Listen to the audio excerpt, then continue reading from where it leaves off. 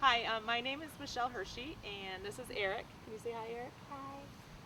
And we are from Neenah, Wisconsin, and we are here in Ohio this week and picking up our service dog, Jojo. And here's Jojo. Jojo dance. And Jojo is going to be Eric's autism assistance dog, and we're really excited about that. Um, it's pretty amazing that Four Paws does what they do for families like us, but Four Paws is a great organization that actually helps train, actually they train service dogs specifically for individuals like Eric with autism.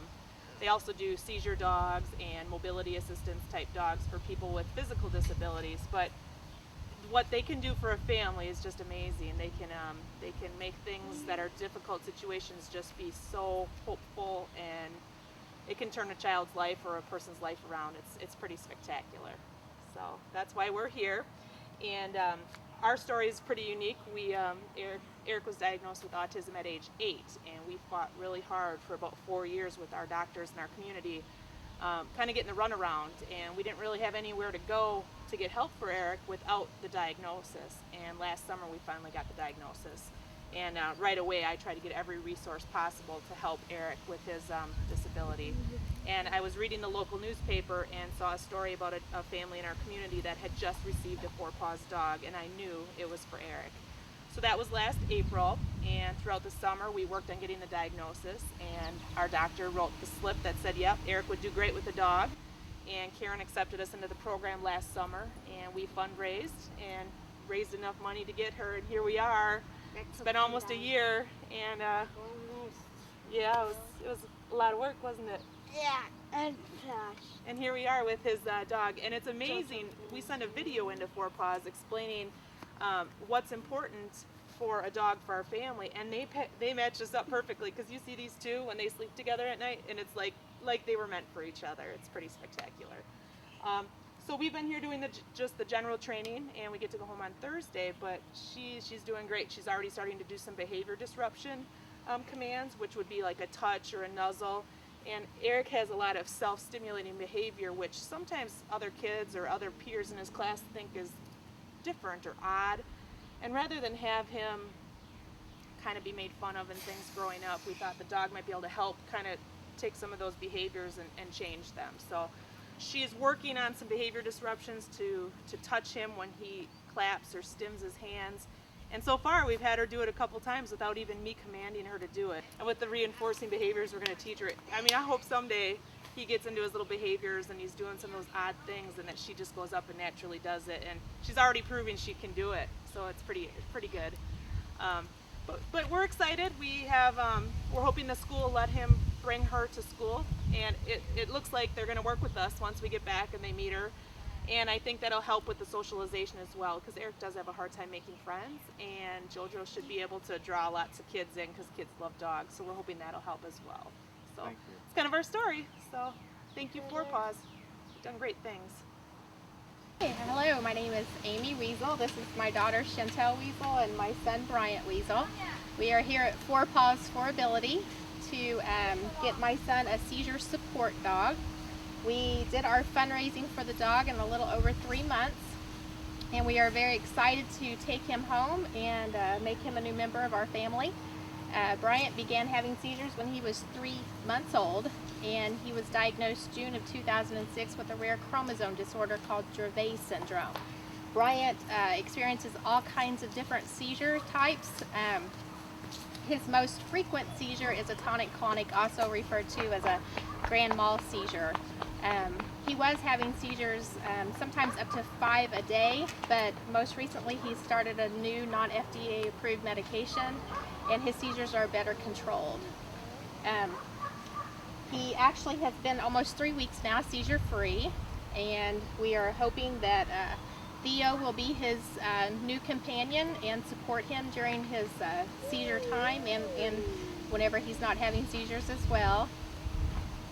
And we're very excited to be here at Four Paws, and it's a wonderful place to seek assistance of a service dog.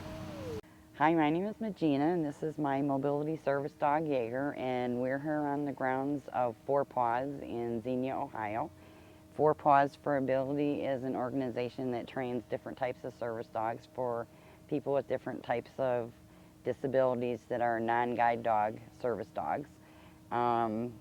Jaeger is what they call a mobility service dog, and as you can see, I have a brace on my leg, big heavy duty metal one. And before I came here, I was walking with 2 crutches because I have trouble balancing and I have trouble taking steps, and I could not go up and down curbs. I couldn't go up and down any stairs. I had to have someone help me get from a sitting to a standing position. I had difficulty opening and closing doors, and I actually had a pretty serious injury from trying to close the door. So Jaeger has been trained to be my helper, so that instead of being stuck in the house and having to wait have someone be available to come over and help me just simply go outside and enjoy a cup of coffee on a patio, which I was unable to do before, I have Jaeger. And when I came here, this was the first time that I've been able to do a curb by myself. I go up and down stairs by myself. Well, not by myself, but with Jaeger as my teammate. And I'm outdoors now. I'm interacting with people. I was a little leery of interacting with people before I came here because basically I was pretty much confined to my house unless it was a medical appointment. So having a 4-Paws mobility service dog has given me freedom from the confinement of being in a home, and it also has given me access to being part of the community. Just a never-ending source of giving.